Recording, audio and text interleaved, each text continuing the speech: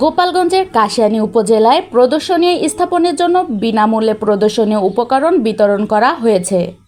দেখেন, আপনারা কেউ কিন্তু জৈব বালাইনাশক জৈব কীটনাশক ব্যবহার করেন না, কিন্তু বাজারে আপনার ম্যাক্সিমাম রোগ এবং পোকামাকড়ের জন্য কিন্তু জৈব বালাইনাশক কীটনাশক কিন্তু আছে, কিন্তু এই ব্যবহারের আমরা অভ্যস্ত নই।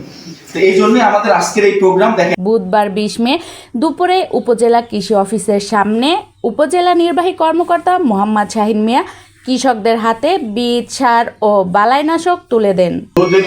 মানে মাঠে চাষ করার আগেই গোবরগুলো নিয়ে মাঠের মধ্যে ছড়াই দিত এবং সেটা আবাদ বা চাষ করতো, কিন্তু এখন কিন্তু এগুলো না। এখন আমরা এত পরিমাণ কীটনাশক ব্যবহার করতেছি, রাসায়নিক কীটনাশক, যেটার কারণে অথবা সাময়িক সময়ের জন্য আমার উৎপাদন বেশি হচ্ছে, অথবা আপনি 1 বছর 2 বছর ভালো উৎপাদন পাচ্ছেন, কিন্তু পরবর্তীতে দেখা যাচ্ছে আপনার যে মাটির গুণাগুণ সেটাও কিন্তু নষ্ট হচ্ছে। এ সময় উপজেলা নির্বাহী কর্মকর্তা মোহাম্মদ শাহিন মিয়া জানান, 2025 থেকে 26 অর্থ বছরে এডিপির অর্থায়নে 2টি প্রদর্শনী স্থাপনের জন্য কৃষকদের মাঝে কৃষি উপকরণ, বীজ, সার ও বালাইনাশক বিতরণ করা হয়েছে।